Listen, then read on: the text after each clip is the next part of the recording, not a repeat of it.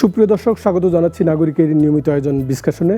আপনারা জানেন এই অনুষ্ঠানে আমরা ব্যবসা, বাণিজ্য এবং অর্থনীতি নিয়ে আলাপ করি, আর আপনাদের সঙ্গে আছি আমি সাইদ আরমান। দর্শক, দেখতে দেখতে বিদায় নিচ্ছে আরও একটি অর্থ বছর। নতুন অর্থ বছরের জন্য অর্থনীতি, ব্যবসা বাণিজ্যকে গতিশীল করতে বেশ কিছু নিশানা ঠিক করেছে সরকার। এর সঙ্গে আন্তর্জাতিক বাণিজ্যে বাংলাদেশের অংশীদারিত্ব বাড়াতে সরকার প্রধান মালয়েশিয়া এবং চীন সফর করছেন। কেমন যাবে আগামী অর্থ বছর, সেসব বিষয় নিয়েই আজ আমরা আলাপ করব। আমার অতিথি মাহবুবুর রহমান, তিনি বাইং হাউস অ্যাসোসিয়েশনের পরিচালক। মাহবুবুর রহমান, আপনাকে আমার অনুষ্ঠানে স্বাগত জানাচ্ছি। Thank you so much. আমরা অর্থনীতি, ব্যবসা বাণিজ্যের নানা দিক নিয়ে আলাপ করব। শুরুতে আমি যেটি বলছিলাম যে আমাদের 2025-26 অর্থ বছর তো বিদায় নিল। আপনি একসঙ্গে ব্যবসা বাণিজ্যও করেন, আবার ব্যবসা বাণিজ্যের আঙ্গিনায় পরামর্শক হিসেবে কাজ করেন। একটু বলবেন যে মানে এই বিদায়ী অর্থ বছরটা ব্যবসা বাণিজ্যের জন্য আপনি কেমন দেখলেন? প্রথমত এটা খুব চ্যালেঞ্জিং একটা বছর ছিল। আমরা জানি সব কিছু মিলে আমাদের ইলেকশন, দেশের পরিস্থিতি, পাশাপাশি বিভিন্ন ওয়ার যদি চিন্তা করি আমি, সব কিছু মিলে খুব চ্যালেঞ্জিং ছিল। আর আমরা যেটা সবসময় বলি যে এইরকম একটা সিচুয়েশনে টিকে থাকাটাই অ্যাকচুয়ালি সাকসেসফুল। তো আমার কাছে মনে হয় সেই ক্ষেত্রে আমরা টিকে ছিলাম, বাট স্টিল ক্ষতি তো আমাদের অনেক হয়েই গেছে। তো নেক্সট অর্থ বছরে আমাদের উচিত হবে আমাদের গত অর্থ বছরের তুলনায় বেশি বেশি কাজ করা এবং বেশি বেশি আমার মনে হয় ব্যবসায়ী মনোযোগী হওয়া। আচ্ছা, চ্যালেঞ্জগুলো কি কি? আপনি দু একটার কথা বলছিলেন, ব্যবসার পরিবেশে সবচেয়ে বড় সংকটটা ছিল। একটু বলবেন যে চ্যালেঞ্জগুলো আসলে কি কি ছিল? একটা ধরেন শুরুতে যদি বলি, যেহেতু আমি বাইং হাউসকে রিপ্রেজেন্ট করি, তো সেক্ষেত্রে অর্ডারটা অনেক কম ছিল। আচ্ছা, প্রথমত তো অর্ডার যদি কম আসে, ডেফিনেটলি আমাদের এখানে প্রোডাক্টিভিটিতে অনেক হ্যাম্পার তৈরি হয়েছে এখানে। তো প্রথমত অর্ডার কম ছিল একটা ফ্যাক্ট। অর্ডার কম হওয়ার পেছনে যে রিজনগুলো ছিল, আনস্টেবল দেশের ওভারঅল পরিস্থিতিটা খুব আনস্টেবল ছিল। আমরা জানি ইলেকশন নিয়ে এবং সব কিছু মিলিয়ে। এবং অর্ডার কম হওয়ার পেছনে যদি আরেকটা রিজন, সেটা হচ্ছে আমাদের ইরান এবং ইউএসএ ওয়ারটা, পাশাপাশি তেলের দাম বেড়ে যাওয়া, র মেটেরিয়ালসের দাম বেড়ে যাওয়া। এবং আমরা অনেক অর্ডার নিয়েছিলাম যেটা র মেটেরিয়ালস বা ফ্যাব্রিকগুলো চায়না থেকে আনতে হতো। সবগুলো প্রাইস, স্পেশালি পলিস্টার যে ফ্যাব্রিকটা, এটা র মেটেরিয়াল তো ক্রুড অয়েল, যে কারণে দেখা যাচ্ছে যে আমাদের ফেব্রিকের দামটা বেড়ে গেছে। তো আমরা অনেক অর্ডার আসলে নিয়েও করতে পারিনি, বা করেছি লসে করেছি। সো আমার মনে হয় চ্যালেঞ্জগুলো খুব বেশি আমাদেরকে ডিস্টার্ব করেছে। এই সরকার তো প্রায় 4 মাস, আপনি বলছিলেন যে ইলেকশন, বিদায়ী অর্থ বছরটা নানা কারণে একটু জঞ্জালের মধ্য দিয়ে আমরা পার করেছি। মানে এই সরকারের 4 মাসে বিনিয়োগকারীদের মানে আস্থা কি ফিরছে? আসলে ফিরেছে কিনা সেটা বলবো না, বাট আমার মনে হয় তারাও আশাবাদী। যেহেতু আমি ডেভেলপমেন্ট নিয়ে বা ইনভেস্টমেন্ট নিয়ে কাজ করি অনেক বছর ধরেই, চাইনিজদের সাথে স্পেশালি। তো আমি একটা জিনিস দেখতে পারি যে হ্যাঁ, তাদের মধ্যে একটা আগ্রহ জন্ম নিচ্ছে যে হ্যাঁ, এখন যাওয়া যায় বাংলাদেশে, এখন স্টেবল। তো আমার মনে হয় এটা আসবে, এখনও আসা শুরু করেনি, বাট আই থিঙ্ক এটা খুব দ্রুতই আসবে, যেহেতু আমাদের প্রাইম মিনিস্টার এই মুহূর্তে চায়নাতেই আছেন এবং তারাও খুব এক্সাইটেড দেখলাম আমি যাদের সাথে কথা বলছিলাম চায়নাতে। তো আশা করি খুব দ্রুত আমরা ভালো কিছু ইনভেস্টমেন্ট দেখতে পাবো ইনশাআল্লাহ। আচ্ছা, আমরা চায়নার প্রসঙ্গ, এফডিআই নিয়ে আলাপ করবো আপনার সঙ্গে, কিন্তু একটু বলবেন যে আমি যেটি বলছিলাম যে 29 তারিখ তো আমাদের নতুন বাজেট পাস হবে। বাজেট তো এর মধ্যে দিয়েছে, আপনি হয়তো নিশ্চয়ই কিছুটা পর্যালোচনা করেছেন। এই বাজেট, সরকার যেটি বলছে যে অর্থনীতি কিছুটা প্রাণ সঞ্চার হবে, ব্যবসায়ীরাও অনেকে বলছে যে বাজেট অনেকটা ব্যবসাকে উৎসাহিত করবে। একটু বলবেন আপনার মূল্যায়নটা কি? ফ্র্যাঙ্কলি স্পিকিং, বাজেটটা আমি পুরোটা দেখতে পারিনি এখনও, বাট বরাবরই তো আমার মনে হয় যে বিএনপি ব্যবসা বান্ধব ছিল এর আগে সরকারগুলোতেও। তা আশা করি এবার তাই থাকবে। আর যেহেতু এটা খুব ভালো একটা দিক যে সে আমাদের প্রাইম মিনিস্টার শুরুর দিকেই বলা যায় চায়নাতে গিয়েছেন। চায়না যেহেতু এই মুহূর্তে আমাদের খুব বড় একটা স্টেক হোল্ডার, স্পেশালি টেক্সটাইল এবং আরএমজিতে। তো আই থিঙ্ক এটা ডেফিনেটলি ভালো কিছু হবে। বাট এখানে সরকার থেকে ইম্পর্টেন্ট হচ্ছে আমরা যারা কাজ করছি বিভিন্ন ইন্ডাস্ট্রিতে, স্পেশালি টেক্সটাইল এবং আরএমজিতে, আমরা যদি নিজের থেকেও কাজ করি, সরকার তো পলিসি তৈরি করতে পারবে বা অর্ডার তো নিয়ে আনতে পারবে না, ফ্যাক্টরি ম্যানেজ তো সে করবে না। আমার মনে হয় সবাইকেই আসলে সবার জায়গা থেকে কাজ করলেই এই বাজেট থেকেও আমরা বেনিফিট নিতে পারবো এবং নিজেরাও আসলে দেশকে এবং সরকারকে কিছু দিতে পারবো। আচ্ছা, আপনি চায়নার কথা বলছিলেন, প্রধানমন্ত্রী চায়না সফর করছেন। একটু বলবেন যে চায়নাতে আমরা যে পরিমাণ রপ্তানি করি তার 25-26 গুণ আমরা আমদানি করি। চায়না তো আমাদের শুল্কমুক্ত সুবিধা দিয়েছে বেশ কিছু পণ্যে। মানে এটা এইখানে গাফিলতিটা কোথায়? আমরা কেন এত বড় বাজারে প্রবেশ করতে পারছি না? গাফিলতি বলবো না, অ্যাকচুয়ালি এটা ধরেন আমাদের এখানে ব্যাকওয়ার্ড লিঙ্কে যদি টেক্সটাইল ধরি খুব মানে দুর্বল। আমরা গার্মেন্টস যেহেতু easy to invest compare to textile, তো দেখা যাচ্ছে যে অনেকে গার্মেন্টস ইনভেস্ট বেশি করেছে আমরা, এবং এই কারণে আপনি যেটা বললেন যে আমরা মনে হয় $600-700 মিলিয়ন আমরা এক্সপোর্ট করি অনলি, ওয়ারাজ আমরা মেবি $13 বা $12 বিলিয়ন এক্সপোর্ট করি, ইম্পোর্ট করি। সো এটা বেশি, বাট এটা গুড সাইন যে আমরা জুট প্রোডাক্টকে আমরা এক্সপোর্ট শুরু করেছি চায়নাতে, খুব ভালো একটা পরিমাণ যাচ্ছে, বাট এটা র মেটেরিয়াল যাচ্ছে, একদম রটা চলে যাচ্ছে। তো এখানে যদি আমি জুটের সাথে কাজ করেছি, চাইনিজ অনেক জুট মিলের সাথে কাজ করেছি, আমার মনে হয় এখানে যদি আমরা একটু প্রোডাক্ট তৈরি করে সেল করতে পারতাম তাহলে হয়তো ভ্যালুটা একটু বেশি পেতাম। পাশাপাশি এখানে আপনি জানেন যে আমরা ফিশ আইটেমগুলো এক্সপোর্ট করি, বিশেষ করে যদি বলি কাঁকড়া অথবা ইল ফিশ, এই ধরনের ফিশগুলো খুব এক্সপোর্ট করি আমরা। তো এই আইটেমগুলো বা সি ফুডে যদি আমরা একটু এক্সপোর্ট বাড়াতে পারতাম, এটা হতে পারে। আরেকটা ওয়ে হচ্ছে যে অনেক ব্র্যান্ড কিন্তু মেড ইন বাংলাদেশের গুডস চায়নাতে সেল করছে, স্পেশালি যদি গার্মেন্টস বলে, অনেকেই বাংলাদেশের প্রোডাক্ট চায়নাতে সেল হচ্ছে, বাট হোয়ার চাইনিজ ব্র্যান্ডকে আমরা ধরতে পারিনি এখন পর্যন্ত, যেখানে আমিও চেষ্টা করছি যে চাইনিজ ব্র্যান্ডগুলো যদি বাংলাদেশে আসে, এবং চায়নাতে খুব ভালো ভালো ব্র্যান্ড আছে এবং খুব বড় ব্র্যান্ড এই মুহূর্তে আছে। তো এটা আমাদের নেক্সট টার্গেট হতে পারে, যেখানে বিজিবিএর থ্রুতে আমি এই বছরের দায়িত্বে আছে চায়না মার্কেট ডেভেলপমেন্টে। সো আশা করি এটা আমি বা আমাদের টিম বা আমাদের বোর্ডে ট্রাই করবো চায়নাতে একটা নতুন মার্কেট তৈরি করতে। আচ্ছা, একটু বলবেন যে এই যে মার্কিন যুক্তরাষ্ট্রের বাজারটায় যেহেতু চায়না একটু বিপাকে আছে, যার কারণে অনেকেই বলছে যে চায়নার আরএমজিগুলো রিলোকেটেড হবে, সেইখানে সেই কারখানাগুলো তো বাংলাদেশে নিয়ে আসার একটা সুযোগ আছে, সেটা কি মনে হয় যে এই প্রধানমন্ত্রীর সফরে সেটা কিছুটা গতি পেতে পারে? কিছুটা পেতে পারে। অ্যাকচুয়ালি এটা আমাদের কিছুটা ব্যাড লাক বলবো আমি। যে সময় চায়নার সাথে ইউএসের রিলেশনটা খারাপ ছিল গত 2 বছর, সেই গত 2 বছর আমাদের দেশের অবস্থাটাও খারাপ ছিল। আচ্ছা, এটা একটা আমাদের ব্যাড লাক। এই মুহূর্তে কিন্তু চায়না এবং ইউএসের রিলেশনটা অতটা খারাপ না যতটা গত 2 বছর যখন ট্রাম্প সেকেন্ড টাইম আসে ক্ষমতায়, তখন যেভাবে একটার পর একটা ট্যারিফ অ্যাড ছিল, এখন কিন্তু ওই প্রেশারটা চায়নার উপর আর নেই। তো ওনারা কিন্তু রিয়ালোকেট করে ফেলেছে অলরেডি ইন্টারনালি। আচ্ছা, স্পেশালি যদি বলি মাংসি নামে একটা জায়গা আছে যেটা মিয়ানমার বর্ডারে আমাদের কুনমিং থেকে কাছে, তো দেখা যাচ্ছে ওই জায়গাতে চায়নাতে হিউজ বিগ একটা ইন্ডাস্ট্রিয়াল জোন করেছে, যেটা অপারেটর আসে মিয়ানমার থেকে, তো প্রোডাকশন জানাতে হচ্ছে। তো এটা একটা পার্ট তারা কিন্তু প্রাইস কমিয়েছে। এবং শিংজিয়াং, যেটা নিয়ে আসলে উইগুর বা এই নিয়ে অনেক কিছু ইস্যু আছে, শিংজিয়াংয়ে যেহেতু র মেটেরিয়ালস প্রচুর, বিশেষ করে আমাদের কটন ফাইবারটা অনেক বেশি হয়, এখানে কিন্তু চাইনিজরা ফ্যাক্টরি করে ফেলছে, স্পেশাল টেক্সটাইল মিল এখানে অনেকগুলো, গার্মেন্টসটা শুরু করেছে তারা। ওরা কিন্তু ইন্টারনালি রিয়ালোকেট করছে because of their own market. Chinese market আপনি জানেন 1.4 বিলিয়ন, সেটা হিউজ মার্কেট। সো ওদের মার্কেটের জন্য কিন্তু গার্মেন্টসটা ওরা করে ফেলেছে, আর কিছুটা রিয়ালোকেট তারা চেষ্টা করেছে, বাট স্টিল যেতে পারে নাই। আফ্রিকাতে তারা ট্রাই করেছে, বাট আমার মনে হয় বাংলাদেশের মতো এত সাস্টেনেবল কান্ট্রি এই মুহূর্তে, বিশেষ করে ম্যান পাওয়ার অ্যাভেলেবল পাওয়া যাচ্ছে, কিছু কিছু ক্ষেত্রে র ম্যাটেরিয়ালস অ্যাভেলেবল আছে, এই মুহূর্তে চাইনিজরাও জানে Bangladesh one of the best choice. তো এই সফরটা ডেফিনেটলি হেল্প করবে, আমার মনে হয় যে দেশের জন্য ভালোই হবে ইনশাল্লাহ। আপনি যেটি বলছিলেন যে চায়না এখনও সুযোগ আছে চায়নার বিনিয়োগগুলো বাংলাদেশে টানার, যেই ক্ষেত্রে সরকার অথবা বেসরকারি খাত তাদের আসলে করণীয়টা কি, যাতে চায়না থেকে আরও বেশি এফডিআই আমরা পাই? ওকে, এখানে আমি দুভাবে ভাগ করতে পারি। একটা হচ্ছে আপনার কোশ্চেন যেটা বললেন কীভাবে করা যায়। তো নর্মালি ধরেন ইনভেস্টরদেরকে আনতে গেলে ইনভেস্টরদেরকে ঘরে যেতে হয়, তাদের কাছে যেতে হয়।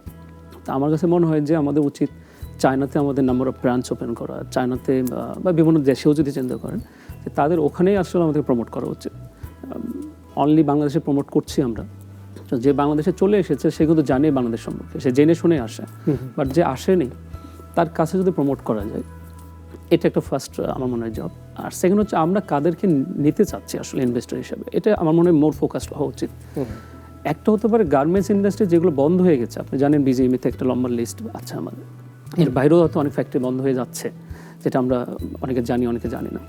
তো আমার মনে হয় যে ইনভেস্টমেন্ট যদি ওই ইকোনমিক জোন ঠিক আছে, ফার্স্ট চয়েস হতে পারে, বাট এখানে একটা ফোকাস করা উচিত যে ফ্যাক্টরিগুলো বন্ধ হচ্ছে সেইগুলোকে যদি চাইনিজ ইনভেস্টরকে নিয়ে আসা যায়, এটা একটা পার্ট। আর নতুন ইন্ডাস্ট্রির ক্ষেত্রে আমি বলবো ব্যাকওয়ার্ড লিঙ্কেজে কাজ করা। গার্মেন্টস আমাদের অনেক হয়েছে আলহামদুলিল্লাহ, আমাদের যেটা ধরেন ব্যাক টু ব্যাকে অলমোস্ট 60-70% টাকা কিন্তু আমাদের ব্যাক করে চলে যেতে হয় বিভিন্ন দেশে, মোস্টলি চায়নাতে যায়। আমি যদি এখানে আমরা যদি ফেব্রিক ম্যানুফ্যাকচারিংকে ইনভাইট করতে পারি, ডাইংকে, even raw materials for example dyes, chemicals, আমার মনে হয় আমাদের দেশের টাকাটা দেশে থাকবে, যদিও সে ফরেন ইনভেস্টার, বাট এখানে একটা কর্মসংস্থানও যেমন হবে, আমাদের টাকাটাও এখানে হয়তো কিছু অংশ বেশি থাকবে। আমার মনে হয় ওখানে ফোকাস করা বেশি দরকার। আচ্ছা, একটু আপনার পরিচয়টা, যেহেতু আপনি বাইং হাউসের সঙ্গে যুক্ত রয়েছেন, জি। একটু বলবেন যে মানে আমাদের রপ্তানিমুখী খাতে তো আপনাদের অবদান নিঃসন্দেহে অনেক বড়, কিন্তু যারা কারখানা মালিক তারা আপনাদেরকে একটু বাঁকা চোখে দেখে, মনে করে যে আপনারা একটা ল্যাপটপ নিয়ে কমিশন খান, জি, আবার প্রতারণাও করেন অনেক সময়। এটার কি জবাব দিবেন? এটা সবার ক্ষেত্রে সেম না আমার মনে হয়, বিকজ আপনি যদি এটা হিস্ট্রি যারা কাজ করে তারা মানে ভেতরে ওনারা খুব ভালো জানেন যে কোনো ফ্যাক্টরিতেই, নতুন ফ্যাক্টরি যদি বলেন, প্রথম অর্ডারটা বাইং হাউস থেকে নিতে হয় তাকে, কোনো ব্র্যান্ড তাকে অর্ডার দেয়, তো তার শুরুটা হয় কিন্তু বাইং হাউস থেকে। So এটা অনেক সময় মানে যার শুরুতে, যার হেল্প আপনি শুরু করলেন অর্ডারটা ফ্যাক্টরিটা, তাকে বেইমান বা তার এরকম কমপ্লেন করা আমার মনে হয় ঠিক না। প্রথমত। সেকেন্ড হচ্ছে মেড ইন বাংলাদেশকে প্রমোট কিন্তু শুরুতে বাইং হাউস মালিকরাই করে, রাইট?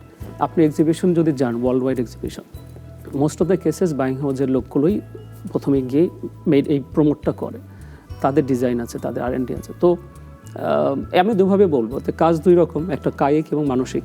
তো মানসিক পরিশ্রমটা বাইং হাউস করে, তো এটা স্বাভাবিকভাবে যারা অপারেটর থাকে তারা কিন্তু মনে করে যে স্যার আসে পথে এসি রুমে বসে থাকে, কাজ করে না, কাজ তো আমি করি। আমি খারাপ বলছি না বাইং হাউস ফ্যাক্টরিগুলোকে, বাট আমার মনে হয় যেটা একজন একজনকে পরিপূরক, কেউ কাউকে ছাড়া টিকতে পারবো না। আমরা মার্কেটিং করছি, ব্র্যান্ডিং করছি বাংলাদেশকে, ডেফিনেটলি বিজিএমইও করছে বা আমাদের ফ্যাক্টরি মালিকগুলোও করছে। বাট আমার কাছে মনে হয় যে মার্কেটিং ইজ এ মানে একটা এডুকেটেড ব্যাকগ্রাউন্ডের পেশা। এখানে আসলে স্বাভাবিকভাবেই নর্মাল মানুষগুলো বাইং হাউসের ওনার হতে পারেন না, তাদের একটা আলাদা এক্সপার্টিজ অবশ্যই আছে। আর কিছু ক্ষেত্রে তো আছে, ধরুন ভালো মন্দ সব জায়গায় আছে, বিজিবিএতেও আছে, বিজিএমইতেও আছে, আমি যদি বলি ফ্যাক্টরি ওনারদের মধ্যে আছে, বাইং হাউস মালিকদের মধ্যেও আছে। বাট এটা একসাথে বসে কিন্তু সলভ হচ্ছে, এবং রাইট নাও যে বোর্ডটা আমাদের আছে বিজিএমইতে এবং আমাদের বিজিবিএতে, তারা কিন্তু একসাথে কাজ করছে, ইভেন বিকেএমইর সাথেও কাজ করছে। এটা কমপ্লেন থাকবে, কাজ করলে দোষ হবে তখন এটা। আচ্ছা, কিন্তু একটু বলবেন যে আমরা দেখছি যে মানে আমাদের স্থানীয় যারা আপনারা বাইং হাউসের মালিক, জি। তাদেরকে অনেক বড় বড় কারখানাগুলো বিশ্বাসে নিতে চায় না বদনামের কারণে, যার কারণে কিন্তু বাংলাদেশে আমাদের নানা দেশের যারা অনেক বাইং হাউস কিন্তু একেবারে খুব প্রতাপের সঙ্গে তারা ব্যবসা করে যাচ্ছে এবং ভালো ব্যবসা করে যাচ্ছে। আপনাদের অনাস্থাটা তাদের ব্যবসাকে সম্প্রসারিত করে দিচ্ছে। আমি একমত না আপনার সাথে এজন্য যে আমার যতটুকু ডেটা আছে আমার কাছে বা আমাদের কাছে, বাংলাদেশের প্রত্যেকটা বড় ফ্যাক্টরি বাইং হাউসের কাজ করে, এখনও করে, যদিও তার হয়তো ইভেন 1% যদি হয়, সে এখনও বাইং হাউসের কাজ করে। সো এমন না যে সে কাজ করছে না, কারণ হচ্ছে যখন অর্ডারটা কমে যাচ্ছে, ধরেন এখন যে সিচুয়েশন, এখন বড় ফ্যাক্টরি সাবকন্ট্রাক্টও করছে, সাবকন্ট্রাক্টের কাজও তারা খুঁজছে যে আমাকে সাবকন্ট্রাক্ট দেন, তো সেখানে সে বাইং হাউসের কাজ অবশ্যই করছে। আবার অনেক বাইং হাউস কিন্তু কিছু কিছু বড় ব্র্যান্ডের তারা এখানে কাজ করছে। বাংলাদেশে অনেক ভালো, আমাদের যারা মেম্বার আমাদের বিজিবিএর অনেকেই কিন্তু খুব দামি দামি ব্র্যান্ডের এখানে তারা নমিনেশন বা তাদের partnership. So that it doesn't mean যে সব বাইং হাউস খারাপ অথবা সব ফ্যাক্টরি যে ভালো তা না।